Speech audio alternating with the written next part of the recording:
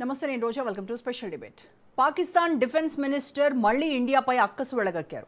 పీఓజేకేలో ప్రజా తిరుగుబాటుతో ఆయన మైండ్ దొబ్బినట్టయింది. ఇప్పటికే నిరసనలను అణచేందుకు షహబాజ్ సర్కార్ హింసకు పాల్పడుతోంది. తమ వైఫల్యాలను కప్పిపుచ్చుకోవడానికి ఎప్పట్లాగే ఢిల్లీపై విద్వేషపూరిత వ్యాఖ్యలు చేసింది. తాజాగా ఖవాజా ఆసిఫ్ కామెంట్ల మతలబేంటి? పదే పదే ఆయన ఎందుకు భారత్ను టార్గెట్ చేస్తున్నారు? పీఓజేకేలో ఫైరింగ్ జరపడం సమంజసమేనా? ఇస్లామాబాద్ పెద్దలకు ఇండియా ఎందుకు ప్రధాన ఎజెండాగా మారుతోంది? పాక్ ప్రేలాపనలపై ఇవాల్టి స్పెషల్ డిబేట్. పాకిస్తాన్ రక్షణ మంత్రి ఖవాజా ఆసిఫ్ తీరు మారటం లేదు. మరోసారి భారత్పై ఆయన రెచ్చగొట్టే వ్యాఖ్యలు చేశారు. తమ దేశానికి వ్యతిరేకంగా వీధుల్లోకి వచ్చి నిరసన తెలిపేవారు భారత్ వంటి శత్రువులేనని ప్రేలాపనలు చేశారు. అలాగే పాక్ ఆక్రమిత జమ్మూ కాశ్మీర్లోని ఆందోళనకారులపై కాల్పులు జరపడాన్ని సమర్థించుకున్నారు.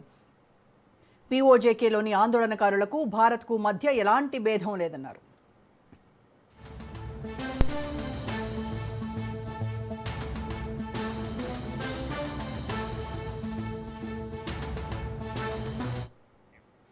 పాకిస్తాన్ ఆక్రమిత జమ్మూ కాశ్మీర్లో జరిగిన తొలి దశ ఎన్నికల్లో హింస చెలరేగింది. పాకిస్తాన్ భద్రతా బలగాల కాల్పుల్లో 14 మంది చనిపోయారు.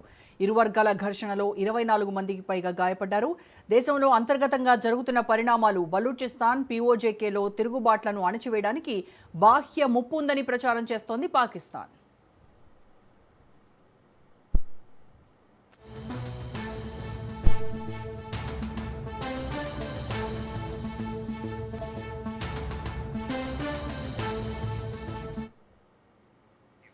వాస్తవానికి ఇస్లామాబాద్లో అసలు అధికారం సైన్యం చేతుల్లోనే ఉంటుంది. ప్రజల్లో భావోద్వేగాలను రెచ్చగొట్టేందుకు మంత్రులతో ఇలాంటి ప్రకటనలు చేయిస్తున్నారు ప్రధాని షహబాజ్ షరీఫ్. పాకిస్తాన్లో ఏ పార్టీ అధికారంలో ఉన్నా ప్రజా సమస్యలను గాలికి వదిలేసి భారత్ వ్యతిరేకతను రాజకీయ అస్త్రంగా వాడుకోవడం దశాబ్దాలుగా కొనసాగుతోంది.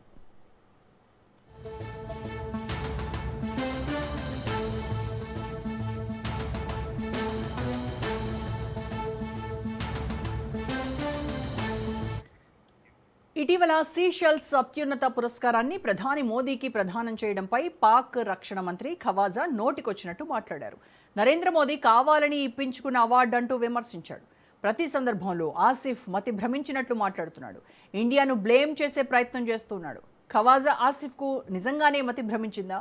అందుకే మరో కాంట్రవర్సీకి తెరలేపారా అనే సందేహాలు వ్యక్తమవుతున్నాయి.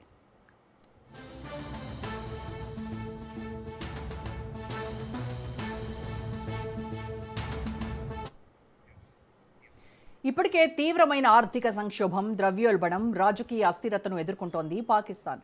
ఆ వైఫల్యాల నుంచి ప్రజల దృష్టిని మళ్లించేందుకే భారత్పై నిందలు మోపడం దాయాది పాలకులకు పరిపాటిగా మారింది.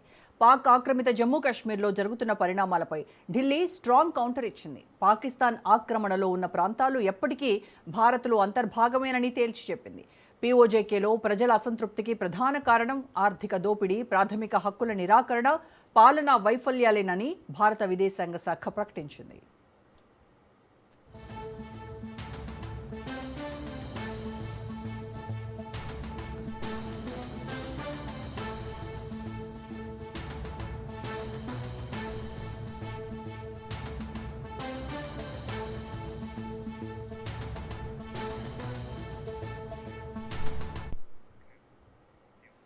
శాంతియుతంగా నిరసన తెలుపుతున్న నిరాయుధులపై పాకిస్తాన్ భద్రతా బలగాలు కాల్పులు జరపడం ముమ్మాటికి మానవ హక్కుల ఉల్లంఘనే. భావ ప్రకటన స్వేచ్ఛను, నిరసన తెలిపే హక్కును కాలరాయటమే. అందుకే అంతర్జాతీయంగా వస్తున్న విమర్శల నుంచి తప్పించుకోవడానికి మోదీ ప్రభుత్వంపై నిందలు మోపుతోంది ఇస్లామాబాద్.